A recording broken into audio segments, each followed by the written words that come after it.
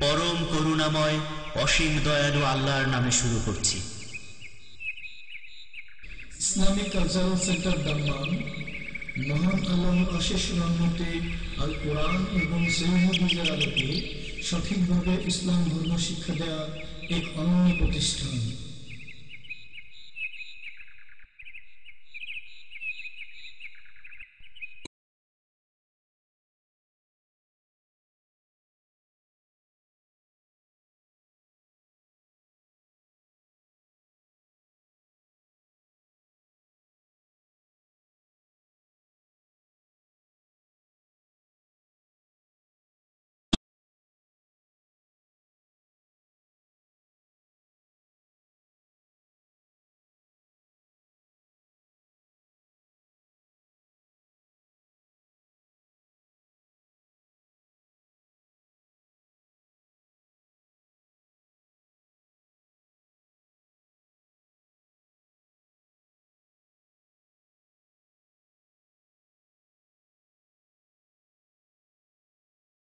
মুহাম্মদুর রাসূলুল্লাহ সাল্লাল্লাহু আলাইহি ওয়াসাল্লামের উপর যিনি জিন এবং মানুষ উভয় জাতির জন্য রাসূল হয়ে এসেছিলেন। আজকে তাফসীর হবে সূরাতুল আহজাবের, সূরা আহজাব। এই সূরা নবী করিম সাল্লাল্লাহু আলাইহি ওয়াসাল্লামের মদিনার জীবনে নাযিল হয়েছে। এতে বিভিন্ন বিষয় বস্তু আল্লাহ পাক বর্ণনা করেছেন। তার মধ্যে মূল বিষয়বস্তু, যে বিষয়কে কেন্দ্র করে এর নামকরণ হয়েছে আহজাব, তা হচ্ছে খন্দকের যুদ্ধ। খন্দকের যুদ্ধ। আহজাব হিজবুনের জামা বা বহুবচন। হিজবুন মানে দল। আল্লাহ পাক মানুষ এবং জিনকে দুই ভাগে ভাগ করেছেন। হিজবুল্লাহ আল্লাহ পাকের দল, যারা আল্লাহর দ্বীনের কাজ করে, আল্লাহর বিধান মোতাবেক জীবন যাপন করে। আর হিজবুশ শয়তান, যারা আল্লাহ দ্রোহী, আল্লাহর বিধানের বাস্তবায়ন করে না, আল্লাহর বিধানে বিশ্বাসী নয়, আল্লাহর বিধানের হালাল হারামের পরোয়া করে না, আদেশ নিষেধ মেনে চলে না, তারা হচ্ছে হিজবুশ শয়তান। সে মানুষ হোক অথবা জিন হোক। হিজবুল মানে দল। আজকাল বিভিন্ন পলিটিক্যাল পার্টিকে আরবি ভাষাতে হিজব বলা হয়। আল হিজবুল ওয়াতানি বা ন্যাশনাল পার্টি বা ন্যাশনালিস্ট পার্টি, এর জমা বা বহুবচন হচ্ছে আহজাব, মানে অনেক দল, বহু দল। তো সূরা আহজাব কে আহজাব এই জন্যই বলা হয়েছে যে এই সূরায় বহু কাফের দল, অনেকগুলি কাফের দল, কাফের গোত্র, কাফের বংশ কাবিলা মদিনার উপর আক্রমণ করার জন্য মদিনার অবরোধ করেছিল, ঘেরাও করেছিল। এবারে মুহাম্মদ সাল্লাল্লাহু আলাইহি ওয়াসাল্লাম এবং তার সাথী সঙ্গী মুহাজির আনসার এদেরকে নিশ্চিহ্ন করে দেব, ইসলামকে এই জমিন থেকে মুছে দেব, রাখবো না। এই উদ্দেশ্যেই মদিনার চারিদিকে তারা এসে ঘেরাও করেছিল। যেহেতু বিভিন্ন দল এতে অংশ নিয়েছিল, একমত হয়ে কুফরি শক্তিগুলি, ইহুদি শক্তি, মুশরিকদের মধ্যে কুরাইশ মক্কার কুফরি শক্তি, নাজদ অর্থাৎ কাসিম, রিয়াদ, এসব এলাকাকে নাজদ বলা হয়, আরব দেশের উঁচু এলাকা। এসব এলাকা যেসব বিভিন্ন গোত্রগুলি ছিল, এর এই সব কুফরি শক্তিগুলি সেই কালের চারিদিক থেকে যতগুলি কুফরি শক্তি ছিল সবগুলি গিয়ে ইহুদিরা তাদেরকে প্ররোচিত করেছিল। ইহুদি বিশেষ করে বানু নজির গোত্র, যাদেরকে এর পূর্বে খন্দকের যুদ্ধের পূর্বেই মদিনা থেকে তাদের বদমাইশির কারণে, তাদের চুক্তি ভঙ্গের কারণে, বিশ্বাসঘাতকতার কারণে তাদেরকে নির্বাসিত করে তাড়িয়ে দেওয়া হয়েছিল খাইবারের দিকে। এই খাইবার থেকে গিয়ে বিভিন্ন গোত্রে, কাফের গোত্রকে তাদেরকে প্ররোচিত করেছিল যে আমরা আছি সাথে, আর এবারে সবাই মিলে চলো, গিয়ে মুহাম্মদ আর তার সাথী সঙ্গীদেরকে সাফ করে দেবো, মদিনায় এদেরকে রাখবো না। এতে ভিতর ভিতর মুনাফিকরাও সাথ দিয়েছিল। আর মদিনার মধ্যে যে কুরাইজা গোত্র ইহুদি তখনও ছিল, তারাও সাথ দিয়েছিল ভিতর ভিতর। বাইরের কাফের মুশরিক শক্তিগুলি তো ছিল, কিন্তু ইহুদি, বাইরের খাইবারের ইহুদি, বানু নজির, এই শক্তি অবস্থানকারী তখন এই বানু কুরাইজা গোত্র, এই ইহুদি শক্তি সবগুলি বাতিল শক্তি ইসলামকে আল্লাহর জমিন থেকে নিশ্চিহ্ন করে দেওয়ার জন্য বদ্ধপরিকর হয়ে এসে মদিনার ঘেরাও করেছিল। এই জন্য এই যুদ্ধকে গাজওয়াতুল আহজাব বলা হয়, মানে বিভিন্ন দল গোত্রের আক্রমণ মদিনার উপর যুদ্ধ। আর এই যুদ্ধের অপর নাম হচ্ছে কি বলতে পারেন? গাজওয়াতুল খান্দাক, পরীক্ষার যুদ্ধ। কারণ এই যুদ্ধে নবী করিম সাল্লাল্লাহু আলাইহি ওয়াসাল্লাম সাহাবায়ে কেরামদেরকে নিয়ে সালমান ফারসি রাদিয়াল্লাহু তাআলা আনহুর পরামর্শে, কারণ এইভাবে প্রতিরক্ষার ব্যবস্থা করত পারস্য দেশের লোকেরা, এই অভিজ্ঞতা সালমান ফারসির কাছে ছিল। তার পরামর্শে নবী করিম সাল্লাল্লাহু আলাইহি ওয়াসাল্লাম যেই দিক থেকে মদিনায় শত্রুদের প্রবেশের সম্ভাবনা ছিল সেই দিকটা গর্ত খনন করে, পরীক্ষা খনন করে প্রতিরক্ষার হেফাজতের ব্যবস্থা করেছিলেন। মদিনার চারিদিকে গর্ত খনন করা হয়নি, কারণ যারা মোটা খায়, মোটা বুঝে, অল্প পড়ে, তারা মনে করে যে খন্দক মানে হয়তো মদিনার চারিদিকে হয়তো গর্ত খনন করে হেফাজত করা হয়েছিল, এমন নাই। মদিনার অধিকাংশ দিক পাহাড়ে ঘেরা, সেসব দিক থেকে ঢোকার কোনো অবকাশ মদিনায় ছিল না।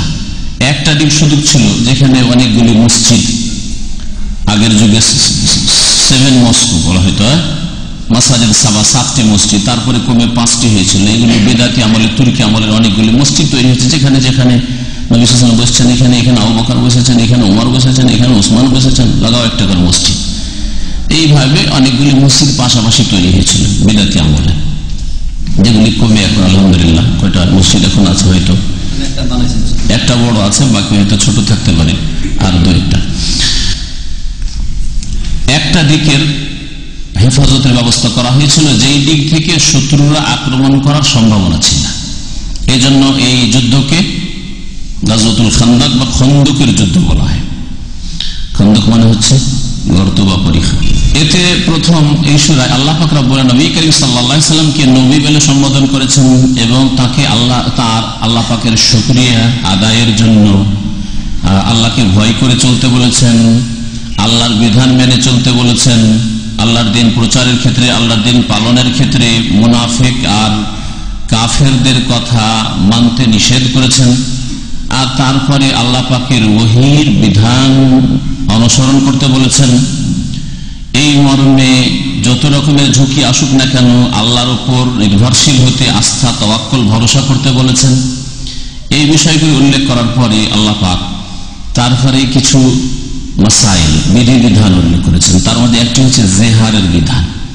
জেহার মানে হচ্ছে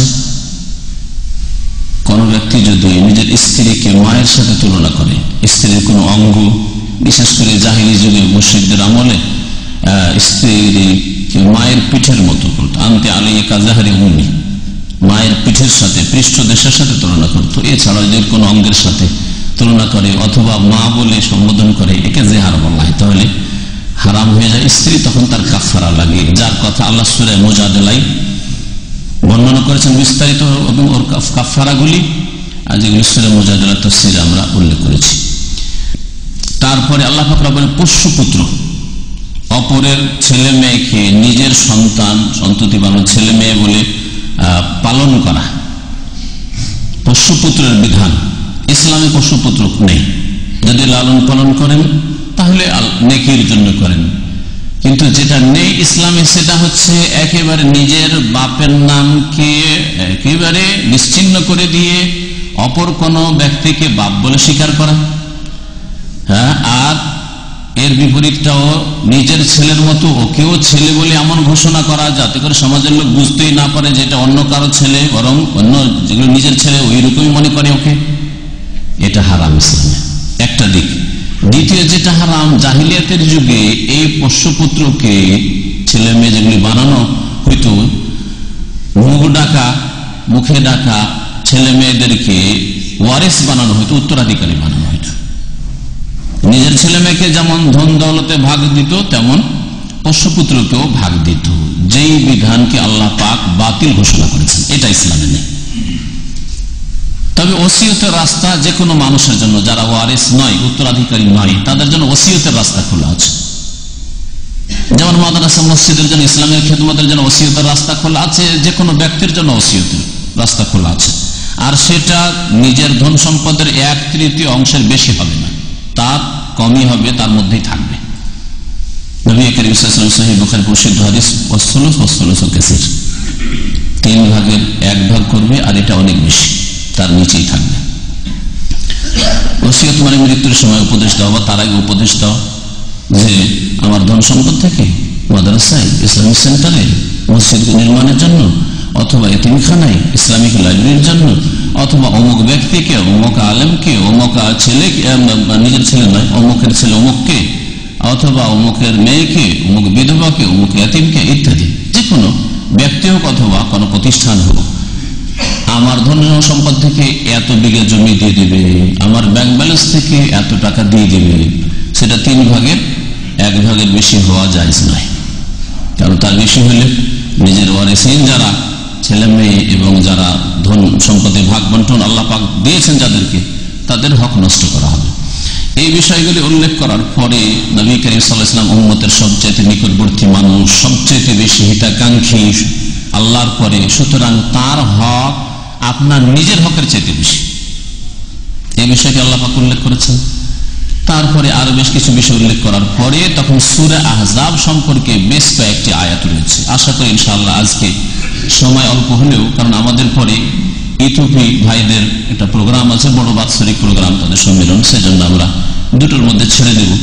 যদি খন্দকের যুদ্ধ সম্পর্কে যে আয়াতগুলি রয়েছে সেই আয়াতগুলি পর্যন্ত পৌঁছে যায়, আলহামদুলিল্লাহ কিছু আলোচনা হয়ে যাবে, বা সেই আয়াতগুলি কিছু আমরা বুঝবো। আর না হলে ইনশাআল্লাহ তাআলা আল্লাহ পাক সহিহ সালামত রাখলে আগামী সপ্তাহে সেগুলি তাফসীর হবে। এছাড়াও এই সূরায় যে বিষয়গুলি রয়েছে সেই বিষয়গুলি হচ্ছে নারী সংক্রান্ত বিষয়। নবী করিম সাল্লাল্লাহু আলাইহি ওয়াসাল্লামের পরিবার, বিশেষ করে বিবাহ শাদী, মোহরের কথাও রয়েছে, হিজাব পর্দার কথা রয়েছে, যে এইসব বিষয়গুলি আল্লাহ পাক রব্বুল আলামিন এই সূরা আহজাবে বর্ণনা করেছেন। মহান আল্লাহ ইরশাদ করছেন, ইয়া আইয়ুহান নবী ইত্তাকিল্লাহ, হে নবী, ইয়া আইয়ুহান নবী মানে হে নবী, ইত্তাকিল্লাহ তুমি আল্লাহকে ভয় করো। প্রথম কথা যে আল্লাহ পাক রব্বুল আলামিন নবী মুহাম্মদ সাল্লাল্লাহু আলাইহি সাল্লামকে কোরআনে কারীমে কোথাও ইয়া মুহাম্মদ বলে সম্বোধন করেননি। আল্লাহ পাকের কাছে শেষ নবী মুহাম্মদ সাল্লাল্লাহু আলাইহি সাল্লাম খাতামুল আম্বিয়া ওয়াল মুরসালিন কত শ্রেষ্ঠ, কত প্রিয়, যে নাম ধরে ডাকেননি, উপাধি দিয়ে সম্বোধন করেছেন। ইয়া আইয়ুহান নবী, হে নবী, এই আয়াতে রয়েছে। আর অন্য আয়াতে রয়েছে ইয়া আইয়ুহার রাসূল, হে রাসূল, বাল্লিগ মা উনজিলা ইলাইকা মির রাব্বিক। এইভাবে আল্লাহ পাক রব্বুল আলামিন নবী মুহাম্মদ সাল্লাল্লাহু আলাইহি সাল্লামকে সম্বোধন করেছেন। পক্ষান্তরে অন্যান্য আম্বিয়া রাসূলগণ সম্পর্কে কোরআন কারীমের আয়াত যদি একটু যদি আপনি ভালো করে দেখেন, দেখবেন ইয়া যাকারিয়া ইন্না নুবাশশিরুকা বিগুলামিন ইসমুহু ইয়াহইয়া, যাকারিয়াকে নাম ধরে সম্বোধন করছেন। ইয়া ইয়াহইয়া খুযিল কিতাবে কুওয়া, ইয়া আলাইহিস সালামকে নাম ধরে সম্বোধন করছেন। ওয়া নাদাইনাহু আইয়া ইব্রাহিম, হে ইব্রাহিম, অথচ ইব্রাহিম খলিলুল্লাহ, আল্লাহ পাকের অন্তরঙ্গ বন্ধু, নবী রাসূল। তো আল্লাহ পাক ইয়া ইব্রাহিম কদ সাদ্দাকতা রুয়া, হে ইব্রাহিম বলে সম্বোধন করেছেন। এইভাবে কোন নবীকে আল্লাহ পাক নবী মুহাম্মদ সাল্লাল্লাহু আলাইহি ওয়াসাল্লাম ছাড়া কি আয়াত বলেছে, ওয়াইদা কুরিয়াল কোরআন, যখন কোরআনে কারীমের পাঠ হবে, শব্দের পাঠ হোক আর অর্থের পাঠ হোক, তরজমা হোক, তাফসীর হোক, সবগুলি হচ্ছে কিরাতুল কোরআন। বরং আসল কোরআন পাঠের উদ্দেশ্য হচ্ছে তাতে থেকে হেদায়েত পাওয়ার, হেদায়েত পাওয়া তরজমা তাফসীর ছাড়া শুধু তেলাওয়াত সওয়াবের আশা করলে হয় না। ফাসতামিউ লাহু, আল্লাহ বলছেন মনোযোগ দিয়ে শোনো, শুধু শোনো না, ফাসমাউ মানে শোনো, আর ফাসতামিউ মানে মনোযোগ দিয়ে শোনো, আর ওয়া আনসিতু নীরব থাক, লাআল্লাকুম তুরহামুন, তাহলে আল্লাহর রহমত হবে। ইয়া আইয়ুহান নবী, হে নবী, ইত্তাকিল্লাহ, আল্লাহকে ভয় কর। ইত্তাকিল্লাহ আজকালকার আরবদের মাঝে এটা গালির মতো হয়ে গেছে, তাই না? অথচ নবীকে আল্লাহ বলছেন ইত্তাকিল্লাহ, আল্লাহকে ভয় করো। ইত্তাকিল্লাহ মানে আল্লাহকে ভয় করো। আল্লাহকে ভয় করো পাপ থেকে বেঁচে থাকার মাধ্যমে, জাহান্নাম থেকে, আল্লাহর আযাব থেকে বাঁচার জন্য প্রচেষ্টা চালানোর মাধ্যমে। ইত্তাকিল্লাহ, আল্লাহকে ভয় করো। তাহলে কথা তো ভালো, হ্যাঁ, এটা তো উপদেশ। আল্লাহ উপদেশ দিতে বলেছে, ওয়াযাক্কির, উপদেশ দাও। তাহলে এই ধারণা ভুল অজ্ঞ লোকদের, যারা মনে করে কোন লোককে যদি বলে ইত্তাকিল্লাহ মানে আপনি তাকে যেন খারাপ ভাষা বললেন না, আপনার মিজাজ তার গরম হয়ে যাবে, না, কখনো না। আল্লাহ ইহদিক ইহদিনাস সিরাতাল মুস্তাকিম, আল্লাহর কাছে দোয়া করছেন 5 ওয়াক্ত নামাজের প্রত্যেক রাকাতে, আল্লাহ আমাদেরকে সরল সহজ পথ দেখাও। আর কেউ যদি আল্লাহ ইহদিক বা হাদাকাল্লাহ, আল্লাহ তোমাকে হেদায়েত করুন, এটা গালি হয়ে গেল। এটা গালি নয়, এগুলো তাদের অজ্ঞতা বা ভুল ধারণা। আসলে আল্লাহ তোমাকে হেদায়েত করো, আল্লাহ তোমার ইসলাহ করো, এগুলো হচ্ছে দোয়া। কিন্তু ওরা ক্ষেত্র বিশেষে বুঝে যে এটা আমাকে গালি দেওয়া হলো। যেমন একটা লোক ভুল কাজ করছে আপনার নজরে, তখন আপনি বলছেন আল্লাহ ইহদিক। অন্যায় কাজ করছে, বাড়াবাড়ি করছে, তখন বলি ইত্তাকিল্লাহ। নামাজের দিকে মসজিদে চলছে আর রাস্তায় বসে আছে, ইত্তাকিল্লাহ, আল্লাহকে ভয় করো। আমাকে ইত্তাকিল্লাহ। মারামারি করছে, বলছে ইত্তাকিল্লাহ। অকথ্য ভাষা বলছে, কাউকে থুথু দিচ্ছে, বলছে ইত্তাকিল্লাহ, আল্লাহকে ভয় করো। বলছে আমাকে বলছো। তখন শয়তান বেশি করে ধরে নেয় মানুষকে, শয়তান বেশি করে। এমনি রাগের অবস্থায় শয়তান বেশি ধরে। কোন মানুষ বেশি মেজাজ গরম হইলে শয়তান বেশি সুযোগ পায়। আর এই সময়তে যখন তাকে উপদেশ দেওয়া হচ্ছে, তখন শয়তান আরো ওকে কামড়িয়ে ধরছে, যে তোকে ইত্তাকিল্লাহ বলছে, তুই আরো শয়তান হয়ে যায়। আল্লাহ যেন হেদায়েত করেন। প্রথম আল্লাহ পাক আমাদেরকে হেদায়েত করেন এবং আল্লাহকে ভয় করা তৌফিক দান করেন, তারপরে অন্য মুমিন ভাই বোনদেরকে, তারপরে আল্লাহ পাক সারা বিশ্বের মানুষকে, মুসলিম অমুসলিম সকলকে আল্লাহ পাক হেদায়েত দান করেন। ইত্তাকিল্লাহ, আল্লাহকে ভয় করো, অর্থাৎ আল্লাহ পাকের শুকরিয়া আদায় করো তোমার তাকওয়ার মাধ্যমে, গুনাহ থেকে বেঁচে থাকার মাধ্যমে, ভুল ত্রুটি থেকে বেঁচে থাকার মাধ্যমে, নিজের দায়িত্ব পালনে কোন রকমের ত্রুটি না করার মাধ্যমে। ইত্তাকিল্লাহ, আল্লাহ পাকের শুকরিয়া আদায় করো।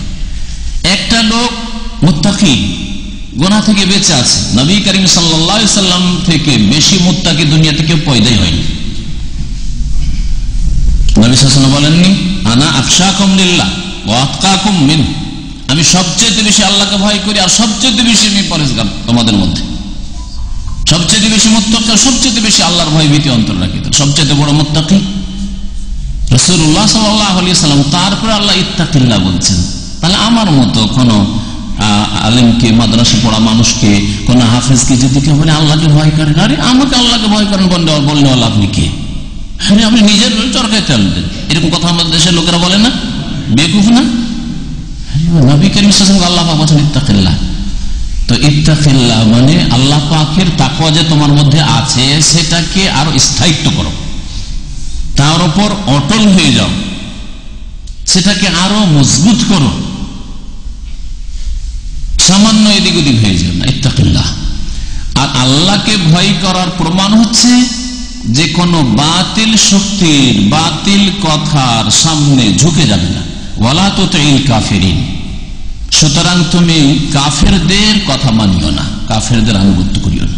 ওয়াল মুনাফিকিন, এবং মুনাফিকদের আনুগত্য করিও না। কাফের মুনাফিকের আনুগত্য করিও না। এই আয়াতে নেগেটিভ পজিটিভ দুটোই আছে, তাই না? তাহলে ইসলাম হচ্ছে হ্যাঁ এবং না এর নাম, শুধু হ্যাঁ এর নাম নয়। যেমন একদল ইসলামের প্রচারের দোহাই দিয়ে তারা বলে না, নেগেটিভ কথাবার্তা বলবে না, এটা ঠিক নয়, ওইটা ঠিক নয়, এটা শিরক, ওইটা বিদআত, এটা করিও না, এটা ছেড়ে দাও, এটা ঠিক হচ্ছে না, এরকম কথা তাদের করছেই নেই। চেনেন তাদেরকে? হ্যাঁ, এটা ইসলামের তরিকা নাই। বরং কালেমা তাইয়্যিবাতে প্রথম নেগেটিভ আছে, লা আছে, তাই না? নেগেটিভ, বাতিল ইলাহ নেই ইল্লাল্লাহ, আল্লাহ ছাড়া সব বাতিল বাকিগুলো। কালেমা তাইয়্যিবাতে নেগেটিভ পজিটিভ আছে, ইতিবাচক নেতিবাচক আছে। আর এই আয়াতে সূরা আহজাব প্রথম আয়াতে ইত্তাকিল্লাহ, আল্লাহকে ভয় করো, আল্লাহ পাকের হুকুম। আর নেগেটিভ ওয়ালা তুতিল কাফিরিন ওয়াল মুনাফিকিন, কাফের মুনাফিকের কথা মানিও না, নেগেটিভ। তাহলে ঈমান সম্পূর্ণ হবে। নামাজ পড়ো, পাপ করিও না, ঠিক না? নামাজও পড়ছেন, পাপও, নামাজও পড়ছেন, ফিল্মও দেখছেন, নামাজও পড়ছেন, হারাম খাচ্ছেন, নামাজও পড়ছেন, ধার নিয়ে বেঈমানিও করছেন, হ্যাঁ, নামাজও পড়ছেন আর মানুষের হক নষ্ট করছেন, আল্লাহর হক নষ্ট করছেন, তাহলে তো চলবে না।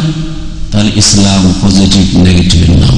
আল্লাহর আদেশ মেনে চলানো, আল্লাহর নিষিদ্ধ কাজ কথা থেকে বেঁচে থাকার নাম। আল্লাহকে ভয় করেন আর কাফের মুনাফিকের কথাও যদি শুনেন, কখনো ইসলাম প্রতিষ্ঠিত হবে না, কায়েম হবে না, ব্যক্তি জীবন ইসলাম প্রতিষ্ঠিত হবে না। ইন্নাল্লাহা কানা আলিমান হাকিমা, নিশ্চয় আল্লাহ পাক রব্বুল আলামিন সবকিছু জানেন এবং তিনি হাকিম, প্রজ্ঞাবান। তার কথায়, কাজে, বিধি বিধানে, আদেশ নিষেধে প্রজ্ঞা হিকমত রয়েছে। অযৌক্তিক কোনো কথা নেই আল্লাহ পাকের বিধানে। এরকম আল্লাহ পাকের সৃষ্টিতেও কোনো অযৌক্তিক জিনিস নেই, হিকমত ছাড়া কোনো কিছু নেই। ওয়াত্তাবে মা ইউহা ইলাইহি, তারপরে নবী করিম সাল্লাল্লাহু আলাইহি ওয়াসাল্লামকে ওহীর অনুসরণ করতে বলা হচ্ছে। কারণ আল্লাহর রাস্তা, যেই রাস্তায় থাকলে আল্লাহ সন্তুষ্ট হবেন এবং আল্লাহ পাক শেষ পরিণাম জান্নাত দেবেন, জাহান্নাম থেকে রক্ষা করবেন, এর জন্য ওহীর অনুসরণ করা ফরজ। কেউ যদি নিজের প্রবৃত্তির অনুসরণ করে, নিজের খেয়াল খুশির জন্য যেটা ভালো লাগছে ওইটা করছে আর চেষ্টা করছে ভালোটাই করবে, তাহলে কখনো সে বিদাত মুক্ত হতে পারবে না। কারণ বিদাতি কাজ তো ভালো লাগছে, লাগে না? আরে কবর মাজার পাকা করে আর সাজিয়ে ওলিয়া উলিয়ার ইহতেরাম সম্মান করতেও তো ভালো লাগছে, কিন্তু এটা ইসলামের নেই, ওহীতে নেই। ওলিয়া উলিয়ার ইজ্জত করলাম, সম্মান করলাম, তারা মারা গেছে তো তাদের মানে ইজ্জত নাই, ইজ্জত করলাম, সব যুক্তি তো আছে, কুপ্রবৃত্তি এটা, কিন্তু এটা ওহী নয়, ওহীর বিপরীত এটা। যতগুলি বিদাত আছে সবগুলি ভালো মনে করে শুরু করা হয়েছে, মনে রাখবেন। কোন বিদাতকে জেনা, চুরি, ডাকাতি আর ছিনতাই, রাজানির মতো পাপ মনে করে করা হয়নি। সবগুলিকে ভালো মনে, ইস্তেহসান, সবগুলিকে সুন্দর মনে করে শুরু করা হয়েছে। কিন্তু সবগুলি হচ্ছে দলালা, কুল্লু বিদাতিন দলালা, ঠিক না? শিরক হোক যা ধর্মের নামে হয়, অথবা বিদাত হোক যা ধর্মের নামে হয়, নবীর আদর্শের নামে পালিত হয়।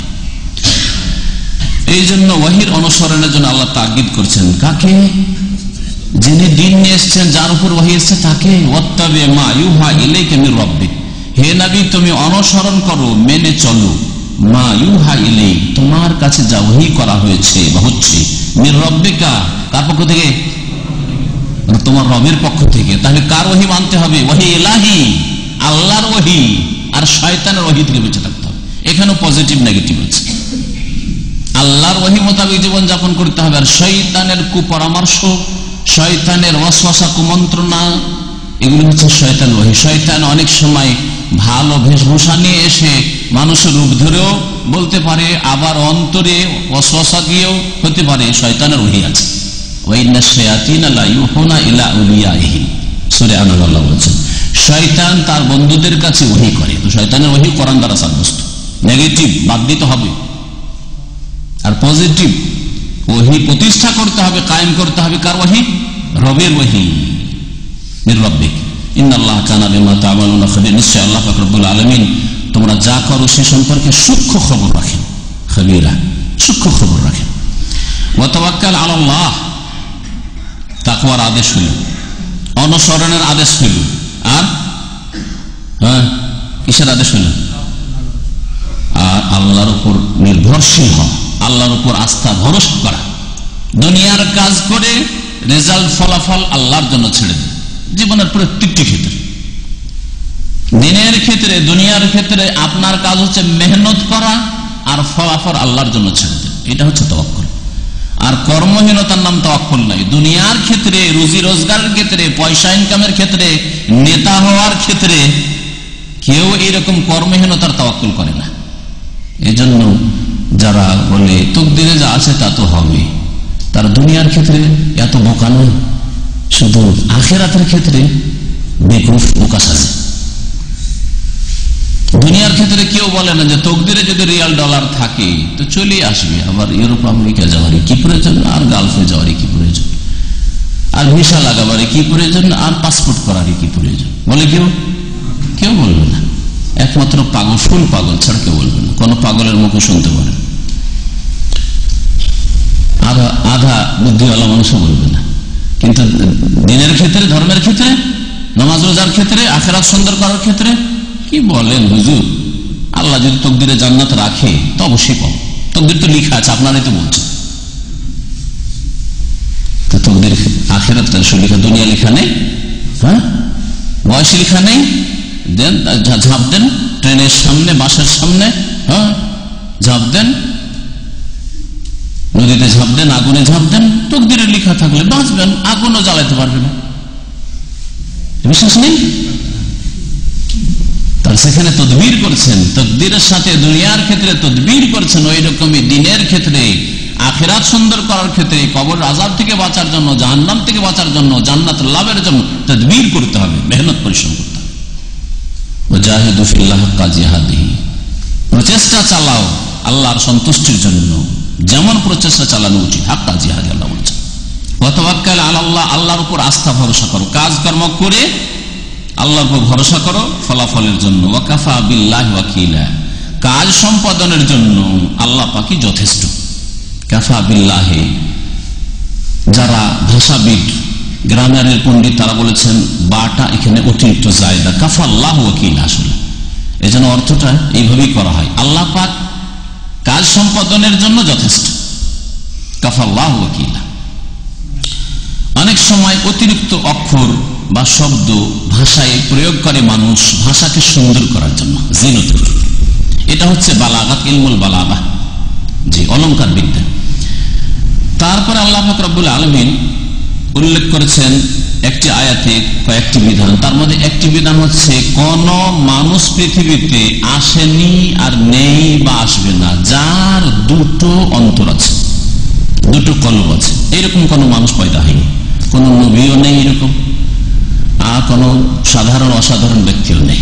আল্লাহ পাক প্রত্যেককে একটা করে হৃদয় দিয়েছেন, একটা করে অন্তর দিয়েছেন। এই বিষয়টি আল্লাহ পাক উল্লেখ করেছেন। এর অর্থ কি, এটা কেন আল্লাহ পাক বললেন? আল্লাহ পাকের কোন কথা তো এমনিতে বলা হয়নি, কাল্পনিক বলা হয়নি, তাই না? তার বাস্তবতা আছে। একদল তাফসীরকারগণ বলছেন যে কোন মুনাফিক দাবি করত মদিনায় যে আমার দুটো দিল আছে, দুটো অন্তর আছে, একটা অন্তরে আমি মুসলিম, তোমাদের সাথে আছি, মুসলিমদেরকে বলতো, মুহাজিরিন আনসারদেরকে, আর একটা অন্তরে আমার বংশধর যারা আছে কাফের, ওদের সাথেও আছি। আমি সব দিকে তাল মিলিয়ে চলি, যখন যেখানে থাকি তেমন চলি। যেমন আজকালকার কিছু সুবিধাবাদী মুসলমান আছে, যেখানে যেমন সেখানে তেমন। হ্যাঁ, মসজিদে আসে নামাজ পড়া শুরু করবে, আর মন্দিরে গেলে সে দূর নিয়ে নিবে। মন্দিরে গেলে ও পূজা করে দেবো, চাঁদা দিয়ে, মসজিদেও চাঁদা দিচ্ছে, মন্দিরেও চাঁদা দিচ্ছে। বহু মুসলিম আছে সুবহানাল্লাহ ভারত উপমহাদেশে, যারা যেমন মসজিদে চাঁদা দেয়, মন্দিরও চাঁদা দেয়। মসজিদ নির্মাণ করছে, মন্দিরও নির্মাণ করছে, চার্চও নির্মাণ করছে, চার্চেও যায় আর জুমাতেও যায়, মসজিদেও যায়, মন্দিরেও যায়। এইরকমটা নাই, আল্লাহ বলছে না, এইরকম কোন দিন নেই। কলব একটা, হৃদয় একটা, সুতরাং হয় ইমান থাকবে নয় কুফরি থাকবে। মুনাফিকি থাকলেও কুফরি, আর কুফরি অস্বীকার থাকলেও কুফরি। মুখে শুধু ইসলাম স্বীকার করলে হবে না, অন্তর থেকে ইসলাম মানতে হবে এবং তা পালন করতে হবে। কোন কোন তাফসীরকারগণ আবার বলেছেন মুহাম্মদ সাল্লাল্লাহু আলাইহি সাল্লাম সম্পর্কে কারো ধারণা ছিল যে তার দুটো দিল আছে। এই ভ্রান্ত ধারণা দূর করার জন্য, যাই হোক, যে কোনো কিছু হোক, যদি এরকম কিছু থাকে তাহলে তার খণ্ডন উদ্দেশ্য। আর অন্যান্য তাফসীরকারগণ বলছেন যে এইরকম কোনো ব্যাপার নেই, আর এই জন্য এই আয়াত নাযিল হয়নি বা এর কোনো এরকম শানে নুজুল নেই। বরং এই বিষয়টি আল্লাহ উল্লেখ করেছেন, সামনে যে বিষয়গুলি উল্লেখ করেছেন আরো দুটো বিষয়, দুটি হুকুম বিধান, সেগুলির ভূমিকা স্বরূপ। কেমন, মনোযোগ দিয়ে শুনতে হবে। তারপরে আল্লাহ পাক একটা বিষয় উল্লেখ করেছেন, সেটা জেহার। এর আগে বললাম না, জেহার মানে নিজের স্ত্রীকে মায়ের সাথে তুলনা করা। স্ত্রীকে আদর করতে করতে বলছেন যে তোমার চেহারাটা একেবারে আমার মায়ের মতো লাগে, ছোটকালে আমার মাকে দেখতাম তোমার মতোই ছিল। হ্যাঁ, তোমার পেট পিঠ, তোমার শরীর, বডিটা আমার মায়ের মতো লাগে। হারাম বলা। বা তুমি আমার মা, আদর করতে করতে ও মা, মা, হারাম। শুধু এইরকম না, কত রকমের যে মুসলিম পাবেন আল্লাহ জানেন। এক মুসলিম ফাসিকের কথা শুনেছিলাম কোন এককালে, যে স্ত্রীকে খুব মারধর করত, আর যখন মারধর করতে লাগতো তা বলছে শালি বাপ বল, বাপ বল, বাপ বল। জি হ্যাঁ, যতক্ষণ পর্যন্ত বাপ না বলে তো ততক্ষণ মার বন্ধ করতে না। দেখছি যে মার থেকে বাঁচলে ওকে বাপ বলতে হবে। হ্যাঁ, বাপুজি বাপুজি, আব্বাজি আব্বাজি আব্বাজি, এই করতে শুরু করতো। হারাম কাবিরা গুনাহ, এগুলি কাবিরা গুনাহ। এতে স্ত্রী হারাম হয়ে যাবে যতক্ষণ পর্যন্ত জেহারের কাফারা না দেবে। যে জেহারের কাফারার কথা বললাম কোন সূরা আছে? সূরা মুজাদিলা। স্ত্রীকে মায়ের সাথে তুলনা করলে ধারণা ছিল জাহিলি যুগে সে মা হয়ে যায়, স্ত্রী মা। তাহলে এক ব্যক্তি দুটো জিনিস হয়ে গেল, তাই না? এক ব্যক্তি মানে ব্যক্তি হচ্ছে সে আসলে স্ত্রী, আর সে মায়ের সাথে তুলনা করার জন্য অথবা মা বলার জন্য বা মেয়ে বলার জন্য সে মা হয়ে গেল, এটা হয় না। যেমন একটা লোকের অন্তরে দুটো দিল হয় না, একটা লোকের পেটে বা একটা লোকের বুকে দুটো হৃদয় হয় না, কলব হয় না, ঠিক তেমনি একটা মানুষ, একজন মহিলা দুই রকম হতে পারে না, যে মা হয়ে গেল আবার স্ত্রী, এটা হতে পারে না। দুইয়ের এক। স্ত্রী কখনো মা বললে মা হয়ে যাবে না, বরং হারাম কথা বলেছো, কাবিরা গুনাহ করেছো, সেই জন্য তার কাফারা দিতে হবে। বুঝলেন? তাহলে ভূমিকা স্বরূপ আল্লাহ বলেছেন আগের কথাটি। আর একটি বিষয় কি আল্লাহ উল্লেখ করেছেন? পোষ্যপুত্রের কথা। পোষ্যপুত্র সম্পর্কে জাহিলি যুগে কাফের মুশরিক বিদিনদের যেটা বিশ্বাস ছিল, সেটা কোন ছেলেকে পশুপুত্র বানিয়ে নিলে কি হয়ে যায়? সেটা আসলে নিজের পোলা হয়ে যায়, নিজের বেটা হয়ে যায়, নিজের ছেলে হয়ে যায়। এই যে ধারণা ছিল নিজের মেয়ে হয়ে যায়, কোন মেয়েকে যদি লালন পালন করে নিলে, এটা হয় না। কারণ এটা হইলে তার বাপ কয়টা হয়ে যায়? দুটো হয়ে যায়। একটা যেই বাপ জন্মদাতা, আর তুমি যেহেতু পালন করলে সেজন্য তুমি এক বাপ হয়ে গেলে, তো দুটো বাপ। হ্যাঁ, এটা হয় না। যেমন এক মানুষের বুকে দুটো অন্তর হয় না, দুটো কলব হয় না, দুটো হৃদয় হয় না, ঠিক তেমনি একজন ছেলে অথবা মেয়ে দুই বাপ হয় না। বুঝতে পেরেছেন? এবারে আল্লাহ পাক তার ভূমিকা স্বরূপে কথা বলেছেন। দেখুন আল্লাহ পাক কি বলছেন, মা জাআলাল্লাহু লিরাজুলিন মিন কালবাইনি ফি জাওফিহি। আল্লাহ পাক সৃষ্টি করেননি কোন ব্যক্তির জন্য মিন কালবাইনি দুটো হৃদয়, ফি জাওফিহি তার পেটের ভিতরে, মানে তার বুকে, তার বক্ষে দুটো আল্লাহ পাক হৃদয়, হাড় তৈরি করেননি। একটা মানুষের একটা হাড় আছে। ওমা জাআলা আজওয়াজাকুম আল্লাহি তুযাহিরুনা মিনহুন্না উম্মাহাতিকুম। আর তোমাদের স্ত্রীদেরকে যাদের সাথে তোমরা জেহার করে ফেলেছ, যাদেরকে তোমাদের মায়ের পিঠের সাথে তুলনা করেছো, উম্মাহাতিকুম তোমাদের মা আল্লাহ পাক বানিয়ে দেননি। স্ত্রীকে মায়ের সাথে তুলনা করলে বলি আল্লাহ পাক তোমাদের মা বানিয়ে দেবেন, এটা করেননি আল্লাহ পাক। তাহলে এই জাহিলি ধারণা হচ্ছে বাতিল। ওমা জাআলা আদইয়াকুম আবনাআকুম। আদইয়া দাঈউনের জমা বহু বচন হচ্ছে আদইয়া। দাঈ মানে মুখে ডাকা পুত্র, দাঈয়াদু মানে ডাকা, আর দাঈউন মানে পোষ্যপুত্র যা মুখে ডাকে। প্রচলন ছিল, ছোট থেকে মানুষ করলে ওর ছেলে হয়ে গেল। গ্রামের লোক, এলাকার লোক কেউ জানে না, আর ও নিজেকেও আসল বাপের কথা বলেন না, কে তোমার বাপ, অমুখী বাপ, কেউ চেনে না যেটা অন্যের ছিল। এটা জায়েজ নাই, আগে বলেছি, এটাও জায়েজ নাই। আর এর উপর ভিত্তি করে তাকে ওয়ারেস, উত্তরাধিকারী বানানো, আসল ছেলে মেয়েদের মতো করে ভাগ দেওয়া জমি জায়গা ধন সম্পদে, এটাও জায়েজ নয়। আল্লাহ পাক বলছেন, ওমা জাআলা আদিয়াকুম, তোমাদের পোষ্যপুত্রদেরকে আল্লাহ পাক বানাননি তোমাদের সন্তান, আবনাআকুম তোমাদের সন্তান বানাননি, পোষ্যপুত্র তোমাদের সন্তান নয়। যালিকুম কওলুকুম বিআফওয়াহিকুম। এসব কথা যদি বলো যে অমুক অমুকের ছেলে, অথচ সে ছেলে নয়, পোষ্যপুত্র, তাহলে এটা তোমাদের মুখের বুলি। কওলুকুম বিআফওয়াহিকুম, তোমাদের কথা এটা তোমাদের মুখের। বিআফওয়াহ, ফামুনের জামা হচ্ছে আফওয়াহ। ফামুন আসলে ছিল ফাউহুন, আর ফাউহুনের জামা হচ্ছে আফওয়াহ। আল ইয়াউমা নাখতিমু আলা আফওয়াহিহিম। আল্লাহ সূরা ইয়াসিনে বলেছেন, আজকে কিয়ামতের দিনে তাদের মুখগুলিতে কি করে দেব? খতম, মোহর লাগিয়ে দেবো, সিল লাগিয়ে দেবো, কথা বলতে পারবে না। ওয়া তুকাল্লিমুনা আইদিহিম, আর আমার সাথে কথা বলবে তাদের হাতগুলি। ওয়া তাশহাদু আরজুলুহুম, তাদের পাগুলি সাক্ষী দেবে বিমা কানু ইয়াকসিবুন, যা দুনিয়াতে করেছে সে সম্পর্কে। আফওয়াহ, আল্লাহ বলছেন তাদের এটা মুখের বলি মাত্র। এই লোকেরা বলে থাকে, এটা কুসংস্কার, তাদের মুখের বলি, এর কোনো অস্তিত্ব নেই আল্লাহর বিধানে। ওয়াল্লাহু ইয়াকুলুল হক, আল্লাহ পাক যা বলেন তা সত্য, আল্লাহ সত্য কথা হক কথা বলেন, ন্যায়সঙ্গত কথা বলেন। ওয়াল্লাহু ওয়া হুয়া ইয়াহদিস সাবিল, আর তিনি সঠিক পথ দেখিয়ে থাকেন। এখানে মনে রাখবেন একটি কথা, যাতে কারো ভ্রম না হয়, এটা বলা জরুরি, যে শ্রদ্ধা সম্মানের জন্য কাউকে আব্বা বলা, যেমন বড় বড় আলেমদেরকে আব্বা বলা আরো সমাজে আছে, আমাদের সমাজে শ্বশুরকে আব্বা বলা শ্রদ্ধার জন্য, আসল আব্বা বলে নয়, মনে করে নয়, আর নিজের বাপের নামকে নিশ্চিহ্ন করেও নয়, ঠিক না? বাপ জানে যে এর বাপ হচ্ছে অমুক, এটা হচ্ছে শ্বশুর, সেই জন্য শ্বশুর আব্বা বলছে, এইরকম কথা। এইরকমই কাউকে আদর স্নেহ করে ছেলে বলা,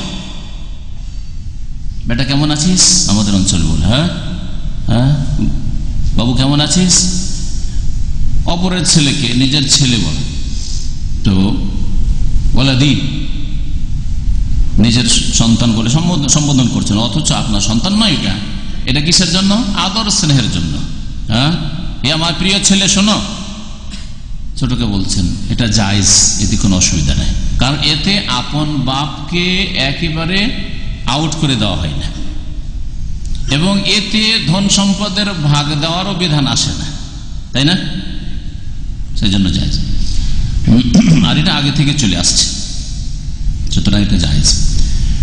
আল্লাহ পাক তারপর বলছেন, উদউহুম লিআবাইহিম, যারা পোষ্যপুত্র তাদেরকে তাদের পিতৃ পরিচয়ের সাথে ডাকো। তাদেরকে যখন ডাকবে তখন তাদের বাপের নাম দিয়ে ডাকবে, কারণ আরবরা শুধু আমাদের দেশের মতো নাম ধরে ডাকে না, রফিক শুধু রফিক বলে না, হ্যাঁ বাপের নাম কি, হ্যাঁ রফিক বিন যায়েদ, হ্যাঁ যেমন ইয়া ফাতেমা বিনতে মুহাম্মদ, হে মুহাম্মদের মেয়ে ফাতেমা, সালিনি মিন মালি মা শি'তা, আমার ধন সম্পদ থেকে কিছু চাওয়ার তাই থাকলে চাও, লা উগনি আনকা মিনাল্লাহি শাইআ, আল্লাহর আযাব থেকে তোমাকে কখনো রক্ষা করতে পারবো না, নবী কে বলছেন। হ্যাঁ, ইয়া সাফিয়া বিনতে আব্দুল মুত্তালিব, হে আব্দুল মুত্তালিবের মেয়ে সাফিয়া, এইভাবে ডাকার প্রচলন ছিল আরবদের মধ্যে। তো যখন তোমরা ডাকবে কোনো পোষ্যপুত্রকে, তার ওই নকল বাপের নামে ডাকিও না, বরং আসল বাপের নামে ডাকবে, আল্লাহ বলছে। এই আয়াত নাযিল হয়েছে একটি ঘটনার প্রেক্ষাপটে। নবী করিম সাল্লাল্লাহু আলাইহি ওয়াসাল্লামের পোষ্যপুত্র ছিল, নাম কি?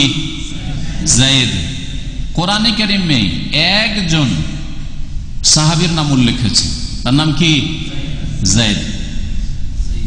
হ্যাঁ, এই সূরাতেই রয়েছে, সূরা আহজাব, ফালাম্মা কাযা যায়েদুন মিনহা ওয়াতারান, যায়েদ।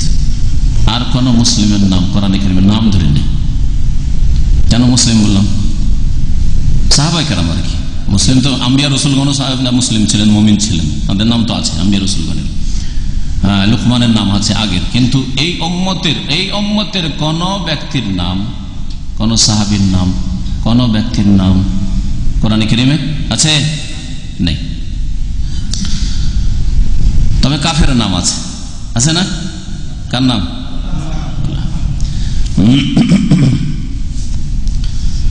তো আল্লাহ পাক বলছেন যে বাপের নাম দিয়ে ডাকবে। তো জাহিলিয়াতের জামানায় নবী সাল্লাল্লাহু আলাইহি ওয়াসাল্লাম পশুপুত্র বানিয়েছিলেন যায়েদকে, আর যায়েদ নবী সাল্লাল্লাহু আলাইহি ওয়াসাল্লাম বাড়িতে লালিত পালিত এমন ভাবে পরিচিত হয়েছিলেন তিনি নবীর সাথে, যে যায়েদ ইবনে মুহাম্মদ বলে লোকেরা ডাকত, কেউ জানতো না যে তার বাপের নাম হারেসা। ইসলাম আসার পরে যখন এই বিধান রহিত করা হইল, তখন সাহাবায়ে কেরামদেরকে বলা হলো, তোমরা আর যায়েদ বিন মুহাম্মদ বলবে না। কি বলবে? যায়েদ বিন হারেসা। যদি বাপের নাম জানা থাকে তাহলে বাপের নাম দিয়ে ডাকবে, যায়েদ বিন হারেসা বলবে। আর যদি না জানা থাকে বাপের নাম, তাহলে অন্য পরিচয় যেটা জানো, অমুকের গোলাম, হ্যাঁ অমুকের বন্ধু, এইভাবে অমুকের মিত্র, এইভাবে বলেন। আল্লাহ পাক অমুকের ভাই ইত্যাদি। আল্লাহ পাক বলছেন, হুয়া আকসাতু ইনদাল্লাহ, তাদের বাপের পরিচয় দিয়ে ডাকবে, এটা আল্লাহর নিকট বেশি নাই সঙ্গত, এটা নাই নীতি। ফাইনলাম তা'লামু আবাআহুম, তাদের বাপের নাম যদি না জানো, পিতৃ পরিচয় জানা নেই, ফা ইখওয়ানুকুম ফিদ্দীন, তাহলে তোমাদের দ্বীনি ভাই, তোমাদের দ্বীনি ভাই। এই দ্বীনি ভ্রাতৃত্ব এক মুসলিমের আর এক মুসলিমের সাথে আছে কি নেই? প্রত্যেকের সাথে আছে না কিছু ব্যতিক্রম? হ্যাঁ, এমনকি নবী রাসূলগণের সাথে সম্পর্ক আছে না নেই? আম্বিয়া রাসূলগণ আমাদের ভাই কিনা? ইন্নামাল মুমিনুনা ইখওয়া, নিশ্চয় মুমিনরা পরস্পর ভাই, একে অপরের ভাই। তাহলে এই ভ্রাতৃত্ব মুহাম্মদ রাসূলুল্লাহ সাল্লাল্লাহু আলাইহি ওয়াসাল্লামের সাথেও আছে, এই ভ্রাতৃত্ব মুসা ঈসা নূহের সাথেও আছে, নাই আলাইহিমুস সালাম। কিন্তু আমাদের দেশের বিদআতপন্থীরা বলে নবীকে ভাই বলা যাবে না, নবীকে ভাই বললে মানহানি করা হইল। অথচ নবী করিম সাল্লাল্লাহু আলাইহি ওয়াসাল্লামের সহিহ বুখারীতে হাদিস রয়েছে, সহিহ মুসলিমে রয়েছে, তিনি নিজে উম্মতকে ভাই বলে সম্বোধন করেছেন। সাহাবায়ে কেরামদেরকে একদিন বলছেন, ওয়াদাতু লাউ আন্নানা রাআইনা ইখওয়ানানা, আমাকে খুব ভালো লাগতো যদি আমার ভাইদেরকে আমি দেখতে পেতাম, একবার এক নজর যদি আমি দেখতে পেতাম আমার ভাইদেরকে। কি বললেন? নবী করিম সাল্লাল্লাহু আলাইহি ওয়াসাল্লাম বললেন। তখন সাহাবীরা বলে, ইয়া রাসূলুল্লাহ আলাসনা ইখওয়ানাক, আমরা কি আপনার ভাই নই? আমরা তো আপনার ভাই। ইন্নামাল মুমিনুনা ইখওয়া, মুমিনরা পরস্পর ভাই। তখন নবী সাল্লাল্লাহু আলাইহি ওয়াসাল্লাম, বাল আনতুম আসহাবি, তোমরা শুধু ভাই না, ভাইয়ের পরে আরেকটা তোমাদের উপাধি আছে, তোমরা আমার সঙ্গী সাথী সাহাবী। ওয়া ইখওয়ানিল্লাযীনা লাম ইয়াতু বা'দু, আর আমার ভাই ওই সব লোকেরা যারা আমার সাথী সঙ্গী হবে না, আমার পরে আসবে, এখনো আসেনি। লাম ইয়াতু বা'দু মানে এখন পর্যন্ত যারা আসেনি দুনিয়াতে কিয়ামত পর্যন্ত। তা নবী করিম সাল্লাল্লাহু আলাইহি ওয়াসাল্লাম নিজ উম্মতের মুমিন মুমিনাতকে ভাই বোন বললেন না, বললেন না? আর বেরেলভিরা বলে যে এরা কাফের যারা বলবে নবীকে ভাই। অথচ আল্লাহ বলেন ইন্নামাল মুমিনুনা ইখওয়া, আর নবী বলছেন যে আমার ভাইরা পরে আসবে।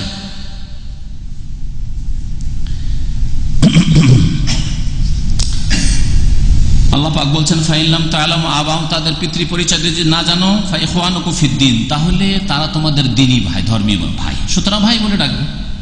ওয়া মাওয়ালিকুম, এবং তোমাদের তারা বন্ধু।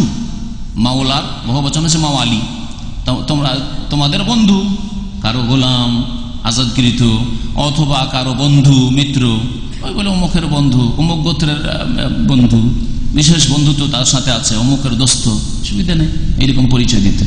কিন্তু অমুকের ছেলে অথচ তার বাপ জানো না বলবে না। এইরকমের যারও সন্তান বাপ জানা নেই, আর হয়তো ওই জেনাকারী নাম জানা আছে, সেও তার বাপ না, কারণ সে হারাম কাজ করেছে, সুতরাং সে বাপ না। তার বাপ নাম বলবে না যে অমুক তার বাপ, ওই জেনাকারীর নামও বলবে না যে অমুক তার বাপ, আর একটা বানানো বাপ বলবে না যে অমুক তার বাপ। তাদেরকে তাদের মায়ের সাথে সম্পৃক্ত করবে ডাকার ক্ষেত্রে। ওয়ালাইসা আলাইকুম জুনাহুন ফীমা আখতাতুম বিহি, আল্লাহ পাক বলছেন তোমরা যেসব ভুল ভ্রান্তি করেছো তাতে তোমাদের কোনো গুনাহ নেই, বা ভুল ভ্রান্তি যদি করে দাও তাহলে তোমাদের গুনাহ নেই। যদি অনিচ্ছাকৃত ভুল হয়ে যায় তাহলে আল্লাহ পাক ধরবেন না। অতীত হোক বা হঠাৎ করে বেরিয়ে যায়, মুখ দিয়ে হঠাৎ করে বেরিয়ে গেল যায়েদ বিন মুহাম্মদ, অনিচ্ছাকৃত, আল্লাহ ধরবেন না। এখন কোন মানুষ পোষ্যপুত্র বাড়িতে রেখেছে আর তার আসল বাপের নাম জানেন, হঠাৎ করে বেরিয়ে যায় এটা অমুকের ছেলে, পরে চিন্তা করলে এটা তো আমি অনিচ্ছাকৃত বললাম, ইচ্ছা করে বললাম, তাহলে গুনাহ নেই। কিন্তু ইচ্ছা করে যদি জেনে শুনে জানছো যে এটা আসলে বাপ নাই, তারপরে যদি বলো যে এটা অমুকের বাপ, আর আসল বাপের পরিচয় না দাও, তাহলে অবশ্যই গুনাহ। যখন এতে গুনাহ নাই তাহলে জেনে শুনে বললে কি হবে? গুনাহ হবে। তাই আল্লাহ পাক বলছেন ওয়ালাকিন মা তাআম্মাদাত কুলুবুকুম, তবে গুনাহ হবে। লাকিন মানে কিন্তু, কিন্তু গুনাহ হবে কিসে? মা তাআম্মাদাত কুলুবুকুম, তোমাদের অন্তর যদি ইচ্ছা করে বলে, অন্তরের সংকল্পের সাথে যদি বলো, জেনে শুনে সুস্থ মস্তিষ্কে বুঝে সুঝে বলছেন যেটা অমুকের পোলা, এটা অমুকের ছেলে, অমুকের বেটা, অথচ অমুকের বেটা নয়, তাহলে গুনাহগার হইতে হবে। আল্লাহ পাকের বিধান আপনি লঙ্ঘন করলেন। ওয়া কানা আল্লাহু গফুরুর রহিম, আল্লাহ পাক রব্বুল আলামিন অতি মার্জনাকারী, বড় দয়াবান। তারপর আল্লাহ পাক ইরশাদ করেছেন আন-নাবিয়্যু আউলা বিল মুমিনিনা মিন আনফুসিহিম ওয়া আজওয়াজুহু উম্মাহাতুহুম, নবী করিম সাল্লাল্লাহু আলাইহি ওয়াসাল্লাম সমস্ত মুমিন মুমিনাতের তাদের প্রাণ চাইতেও বেশি, তাদের নিজেদের চাইতেও বেশি নিকটবর্তী। কোন দিক থেকে? ভালো করে শুনে রাখেন, হিতাকাঙ্ক্ষী হওয়ার দিক থেকে, তাদের কষ্টে ব্যথিত হওয়ার দিক থেকে, দরদি হওয়ার দিক থেকে, তাদের কল্যাণ কামনার দিক থেকে, তাদের সাহায্য সহযোগিতার দিক থেকে, এটা একটা দিক। আর আরেকটা দিক হচ্ছে নবী করিম সাল্লাল্লাহু আলাইহি সাল্লামকে ভালোবাসার ক্ষেত্রে তোমরা নিজের জান প্রাণ চাইতে বেশি ভালোবাসবে কাকে? মুহাম্মদ রাসূলুল্লাহ সাল্লাল্লাহু আলাইহি ওয়াসাল্লামকে। এটা হচ্ছে অর্থ। এর অর্থ কবর পূজারীরা বানিয়ে নেয় কি, যে নবী তোমাদের জান চাইতে বেশি নিকটবর্তী তোমাদের গুপ্ত খবর রাখার ক্ষেত্রে, তোমাদের গোপনীয় জিনিস জানার ক্ষেত্রে, তোমাদের আমল আকীদা সম্পর্কে, তোমাদের জীবনযাপন সম্পর্কে, তোমাদের হাল হকিকত সম্পর্কে, তোমরা সুখে আছো না দুঃখে আছো সবকিছু নবী জানেন। তুমি যতটা জানো তোমার সম্পর্কে, কি অবস্থায় আছি, রোগী না ভালো না মন্দ, সুখে না দুঃখে না শোকে, তার চাইতে বেশি নবী তোমার সম্পর্কে জানেন। দেখলেন কোরআনের অপব্যাখ্যা। মুসলিম বিদাতিরা কোরআনের শব্দের যদি বিকৃতি না ঘটাতে পারে, অর্থের বিকৃতি ঘটিয়ে জাতিকে গুমরাহ করেছে, বহু মানুষকে গুমরাহ করেছে। ইহুদি নাসারাদের অনুসরণ করেছে। এই ক্ষেত্রে ইহুদি নাসারারা তাওরাত ইনজিলের শব্দেরও বিকৃতি ঘটিয়েছে, রদবদল করেছে, আর অর্থেরও বিকৃতি ঘটিয়েছে। যেমন বেদে নারাশংসা মানে মুহাম্মদ সাল্লাল্লাহু আলাইহি ওয়াসাল্লাম অধিক প্রশংসিত, নারাশংসা মুহাম্মাদের অর্থ হচ্ছে নারাশংসা। তারা অর্থের বিকৃতি, না না এটা মুহাম্মদ নাই, এটা অন্য কাউকে বোঝানো হয়েছে। অর্থের বিকৃতি ঘটায় ব্রাহ্মণরা, যাতে করে হিন্দুরা বুঝতে না পারে জনসাধারণ যে বেদেও মুহাম্মদ সাল্লাল্লাহু আলাইহি ওয়াসাল্লামের কথা বলা হয়েছে, লুকিয়ে রাখে। এই চরিত্র মুসলিম উম্মতের যারা গুমরাহ পথভ্রষ্ট বিদআতপন্থী শিরক বিদআত করে তাদের মধ্যে রয়েছে। আর মান তাশাব্বাহা বিকওমিন ফাহুয়া মিনহুম, যেই জাতি অন্য জাতির সাথে বিজাতির সাথে সাদৃশ্যতা রাখবে তাদের দলভুক্ত হবে কিয়ামতের দিনে, তাদের দলে শামিল হবে, তাদের সাথে তাদের হাসর হবে, তাদের সাথে তাদেরকে যেতে হবে জাহান্নামে। আল্লাহ পাক রব্বুল আলামিন যেন হিদায়াত দান করেন। আল্লাহ পাক বলেছেন আন-নবী আউলা বিল মুমিনিনা মিন আনফুসিহিম, নবী করিম সাল্লাল্লাহু আলাইহি ওয়াসাল্লাম মুমিনদের নিজেদের চাইতেও বেশি নিকটবর্তী। আউলা মানে আকরাব, অধিক নিকটবর্তী, ইসম তাফজিলের সিগা। নবী সাল্লাল্লাহু আলাইহি ওয়াসাল্লাম অধিক নিকটবর্তী মুমিনদের, বিল মুমিন মিন আনফুসিহিম তাদের নিজেদের চাইতে। ওয়া আজওয়াজুহু উম্মাহাতুহুম, এবং তার বিবিগণ তাদের জননী, তাদের মা। নবী সাল্লাল্লাহু আলাইহি ওয়াসাল্লামের বিবিগণ উম্মতের মুমিনদের মা। কোন ক্ষেত্রে মা? যেমন নবী আমাদের নিকটবর্তী, দুটো দিক বললাম। ভালোবাসার ক্ষেত্রে সবচেয়ে বেশি কাকে ভালোবাসবেন? রাসূলুল্লাহ সাল্লাল্লাহু আলাইহি ওয়াসাল্লাম ভালোবাসবেন না ঘুমকে বেশি ভালোবাসবেন? আর সবচাইতে বেশি রসুলকে ভালোবাসেন ফজর নামাজ কেন ছুটে? হ্যাঁ, সবচাইতে বেশি রসুলকে ভালোবাসেন। আর ছেলেকে রসুলের শিক্ষা ওয়াহির শিক্ষাই দিলেন না, ডাক্তার ইঞ্জিনিয়ার, আর ইসলামের জ্ঞানে জিরো কেন? নবীকে খুব বেশি ভালোবাসেন সেই জন্য।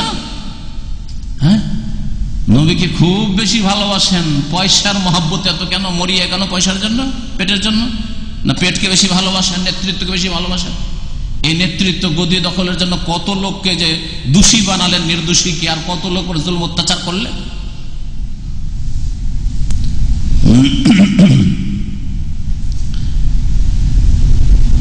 নবী সাল্লাল্লাহু আলাইহি সাল্লামকে নিজের প্রাণ চাইতে বেশি যদি কেউ না ভালোবাসে তাহলে সে কামিল মুমিন হতে পারে। লা ইউমিনু আহাদুকুম হাত্তা আকুনা আহাব্বা ইলাইহি মিন ওয়ালিদিহি ওয়া ওয়ালাদিহি ওয়ান নাসি আজমাইন, নবী করিম সাল্লাল্লাহু আলাইহি ওয়াসাল্লামের প্রসিদ্ধ হাদিস, সহিহ বুখারী সহিহ মুসলিমের। কি বলছেন? অতক্ষণ পর্যন্ত তোমাদের কেউ খাঁটি মুমিন হবে না, হাত্তা আকুনা আহাব্বা ইলাইহি, যতক্ষণ পর্যন্ত তার নিকট সবচেয়ে বেশি প্রিয় ব্যক্তি আমি না হয়ে যাব। মিন ওয়ালিদিহি, তার বাপ মায়ের চাইতে, ওয়া ওয়ালাদিহি, তার ছেলে মেয়েদের চাইতে, ওয়ান নাসি আজমাইন, আর সমস্ত মানুষের চাইতে। ধন মাল ইজ্জত আবরু নেতৃত্ব দুনিয়ার খ্যাতি সমস্ত কিছুর চাইতে প্রিয় কে হবেন? রাসূলুল্লাহ সাল্লাল্লাহু আলাইহি ওয়াসাল্লাম। তাহলে আসল মুমিন হতে পারবে। একবার উমর রাদিয়াল্লাহু তাআলার ঘটনা জানা আছে। কি বলেছেন? ইয়া রাসূলুল্লাহ, যখন এই হাদিস শুনলেন, আনতা আহাব্বু ইনদি মিন কুল্লি শাই ইল্লা নাফসি, আপনাকে সবচেয়ে বেশি ভালোবাসি দুনিয়ার সমস্ত কিছুর চাইতে, সবার চাইতে বেশি আপনি আমার কাছে প্রিয়, তবে আমার জানটা, আমার প্রাণটা সবচেয়ে বেশি প্রিয়। কারণ চাচা আপনার জান বাঁচা, তাই না? নিজের জানটা সবার কাছে প্রিয়। আপনি মুখে তো বলে দিলেন যে নবী সবচেয়ে প্রিয়, কিন্তু প্র্যাকটিক্যাল হইতে হবে এটা নবীর হেফাজতের জন্য। সাল্লাল্লাহু আলাইহি ওয়াসাল্লাম নবী করিম সাল্লাল্লাহু আলাইহি ওয়াসাল্লামের হেফাজতের জন্য সাহাবায়ে কিরামরা জিহাদের ময়দানে সামনে পিছনে মরে যায়। আমরা আনাস বিন নাজর 80-র বেশি তীর লাগছে, কিন্তু নবীকে যেন একটা তীর না লাগে। এর নাম হচ্ছে নিজের জানের চাইতে বেশি নবীকে ভালোবাসে। আর মুখে শুধু নবীকে ভালোবাসে, মিষ্টি মিষ্টি সুন্নত, খুব বেশি তো কিছু টাকা পয়সা বের করে দিতে, দান খায়রাত। আর জানের বিষয় যখন আসবে, না বাবা এইখানে আমি নেই। যেখানে জানমালের ঝুঁকি, শিরক বিদআত সম্পর্কে বললে, তাওহীদের কথা বললে, জানের ঝুঁকি আছে, মালের ঝুঁকি আছে, জমি জায়গার ঝুঁকি আছে, দরকার নেই, থাক। নবীর দিন থাক এখানে। ওটা সৌদি আরবে ছিল, কিছুদিন করেছিলাম দাওয়াতের কাজ। এখন বাংলাদেশে বাংলাদেশের মতো, ইন্ডিয়াতে ইন্ডিয়ার মতো, ঠিক না? কত ভালোবাসেন আপনি নবীকে, সেখানে বোঝা যাবে। নবী করিম সাল্লাল্লাহু আলাইহি ওয়াসাল্লাম বললেন যে ওমর, তুমি এখনো খাঁটি মুমিন হইতে পারোনি। তখন আবার ইমানকে তাজা করলেন, আবার ইমান মজবুত করলেন। আমার জানের চাইতে বেশি নবী প্রিয় আমার। এখন আমার জান নবীর জন্য যে কোনো সময় উৎসর্গিত, কোরবানি করব, প্রস্তুত। যখন এই কথা ঘোষণা করলেন ওমর রাদিয়াল্লাহু আনহু, তখন নবী সাল্লাল্লাহু আলাইহি ওয়াসাল্লাম বলেন, আল আনা ইয়া ওমর, এখন তোমার ঈমান কামিল হয়েছে। দুটো বেজে গেছে, সময় শেষ হয়ে গেছে, আয়াতটা দিয়ে শেষ করি। আল্লাহ পাক রব্বুল আলামিন বলছেন যে নবী বিবিগণ তাদের মা, কোন ক্ষেত্রে মা? মান ইজ্জতের ক্ষেত্রে আর হারাম হওয়ার ক্ষেত্রে। মা যেমন চিরকালের সবচেয়ে শক্ত হারাম, হারাম। প্রথম আল্লাহ বলছে হুররিমাত আলাইকুম উম্মাহাতুকুম, তোমাদের মায়েদেরকে তোমাদের উপর হারাম করা হয়েছে। বিবাহ হারাম না? নবীর বিবিগণ ওই মায়ের মতো হারাম বিবাহ করা। আর মান ইজ্জত, যেমন মায়ের শ্রদ্ধা, বাপের শ্রদ্ধা সবচেয়ে বেশি, দুনিয়ার মানুষের মধ্যে সবচেয়ে বেশি শ্রদ্ধা করবে ওই রকমই নবী সাল্লাল্লাহু আলাইহি ওয়াসাল্লামের বিবিগণে, যারা হায়াতে ছিল তখন আর ইন্তেকালের পরেও ওইভাবে শ্রদ্ধা রাখবে। রাফেজিদের মতো, মুনাফিকদের মতো নবীর বিবিগণকে গালাগালি করবে না, সমালোচনা করবে না, তাদের দোষ তুলে ধরবে না, তারা এই করেছে সেই করেছে। তোমাকে জাস্টিফাই কর, তোমাকে কে বিচারপতি বানাইলা?